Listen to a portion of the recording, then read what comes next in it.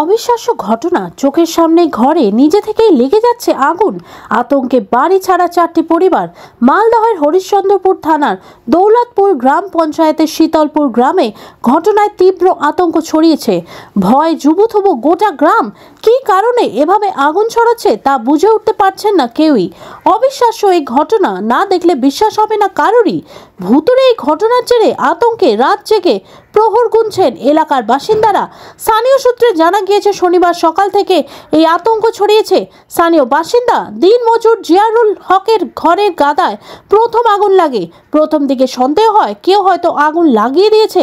এরপর দফায় দফায় সইবুর রহমান, মোহাম্মদ নুহু ও সাদিকুল হকের ঘরে আগুন ছড়িয়ে পড়ে। গত 4 দিন ধরে এই ঘটনা ঘটেছে। বিষয়টি জানাজানি হতেই দূর দূরান্ত থেকে মানুষজন ভিড় জমাতে শুরু করেছে। কারো কাপড় চোপড় পুড়ে গিয়েছে, কারো বিছানা, মশারি ও বাক্স, এমনকি ঘরের বেড়ার আগুন লেগে পুড়ে ছাই হয়ে গিয়েছে। খবর পেয়ে সোমবার ঘটনাস্থলে ছুটে যান হরিশ্চন্দ্রপুরের থানার পুলিশ ও ব্লক প্রশাসন। আগুনের উৎস খোঁজার চেষ্টা করেন তারা। সইবুর রহমান বলেন, কি করে আগুন লাগছে কিছুই বুঝতে পারছি না। খড়ের গাদা ও বাড়ির বাক্সে থাকা কাপড় চোপড় নিজেই আগুন ধরে যাচ্ছে। দিনে 5 থেকে 7 বার বিক্ষিপ্তভাবে দফায় দফায় আগুন লাগছে। সকাল থেকে সন্ধ্যা পর্যন্ত এই রকম ঘটনা ঘটেছে। রাতে আবার আগুন ছড়ায় না। আতঙ্কে বাড়ি ছেড়ে 4টি পরিবার প্রতিবেশীর বাড়িতে আশ্রয় নিয়েছে। পশ্চিমবঙ্গ বিজ্ঞান মঞ্চের জেলা সম্পাদক মনোরঞ্জন দাস বলেন, এটা কোনোদিন অলৌকিক ঘটনা নয়, এটি একটি প্রাকৃতিক ঘটনা। লিথিয়াম বা মিথেন গ্যাসের কারণে এই ঘটনাটি ঘটে থাকতে পারে, তবে সরজমিনে তদন্ত না করে সঠিকভাবে বিষয়টি বলা যাবে না। ব্যুরো রিপোর্ট, আরজি সমাচার।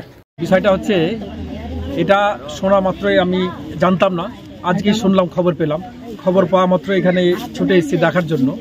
এখানে এসে যারা ভুক্তভোগী যে পরিবার, সেই পরিবারদের সঙ্গে কথা বলে এবং সরজমিনে দেখে যেটা বুঝতে পারা যাচ্ছে, অ্যাকচুয়ালি যেটা সায়েন্স যেটা বলে যে অলৌকিকভাবে একটা ব্যাপার এখানে দেখতে পাচ্ছি আর কি। সায়েন্সের সঙ্গে যার আমি কোনো মিল খুঁজে পাচ্ছি না। অলৌকিকভাবে বাড়িতে অটোমেটিক্যালি নিজেই আগুন লেগে যাচ্ছে। প্রথম শনিবারের দিন, গত শনিবার, আজকে হচ্ছে আপনার 10 তারিখ, সোমবার, মানে গত শনিবার প্রথম এই ভদ্রলোক তার বাড়িতে প্রথমে কাঁড়ির যে খড়ের যে হয়, একটা খড় রাখার যে জায়গায়, সে খড়ে আগুন লাগে। ওখান থেকে আগুন লাগার পর ওটা যদি নিভিয়ে দেওয়ার পরে গ্রামবাসী এসে, আশেপাশে বাড়ির লোক, গ্রামের লোক এসে ওটা নিভিয়ে দেওয়ার পরে পরবর্তীতে অন্য জায়গায় আগুন লাগে। এই করে 1-2 করতে করতে প্রায় 10 বার আগুন লাগে, 8 থেকে 10 বার আগুন লাগে প্রথম দিন। সেকেন্ডেও তার পাশের বাড়ি থেকে শুরু হয়। সেই পাশের বাড়িতে বলছে যে বাক্স যেখানে হয়, জিনিসপত্র, থালা বাসন, জামা কাপড় যে রাখে গ্রামের মানুষেরা, সেই কাঠের বাক্স, বন্ধ কাঠের বাক্স, ওর মধ্যেও আগুন লেগে গেছে বন্ধ অবস্থায়। তারপর আজকে যেটা বলছে, তার পাশের বাড়ি যেটা, সেই পাশের বাড়িতে শোকেস যে হয়, শোকেস পুরো খালি করা হয়েছিল, খালি করে বন্ধ করা ছিল সেই শোকেস। কিছুক্ষণ পরে বাড়িতে মধ্যে গিয়ে দেখে বাড়িতে আগুন জ্বলছে। ওই শোকেস, বন্ধ শোকেসের মধ্যে নিজে আগুন লেগেছে। তারপরে তার পাশে একটা চেয়ার ছিল, ওটা যদি আগুন নিভিয়ে দেওয়ার পরে বাইরে আসার পরে কিছুক্ষণ পরে গিয়ে আবার দেখে চেয়ারের উপরে কি জামা কাপড় ছিল, সেখানে আগুন জ্বলছে।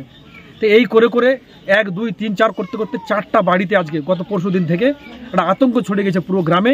আপনারা দেখছেন কত লোক, আশেপাশে এলাকার মানুষ এখানটায় সেই অলৌকিক ঘটনা দেখার জন্য এখানে আসছে। পুরো এলাকায় একটা আতঙ্ক ছড়িয়ে গেছে। আপনি যেমনটি দেখলেন, এখানটায় আসার পরে মানুষ খুব আতঙ্কে, যাদের বাড়িতে আগুন লেগেছে তারা বাড়িতে থাকতে পারছে না ভয়ে, আশেপাশের বাড়িতে তারা আশ্রয় নিয়েছে। মাঝে মধ্যে বাড়ির টানে নিজে যেতে পারছে না কোথাও, গিয়ে বাড়িতেও দেখছে তারা যে এদের যা অ্যাকচুয়ালি সরঞ্জাম ছিল, মানে শোয়ার যে বিছানা, আপনার যে চৌকি যাকে বলে, খাট যাকে বলে, আপনার শোকেস, বাক্স, আলমারি, আপনার যাবতীয় জিনিস, জামা কাপড় থেকে শুরু করে খাওয়ার জিনিস থেকে শুরু করে কিছু নেই। নিজে আগুন লাগছে, নিজে আবার এক বাড়ি থেকে অন্য বাড়ি, এই হচ্ছে আর কি।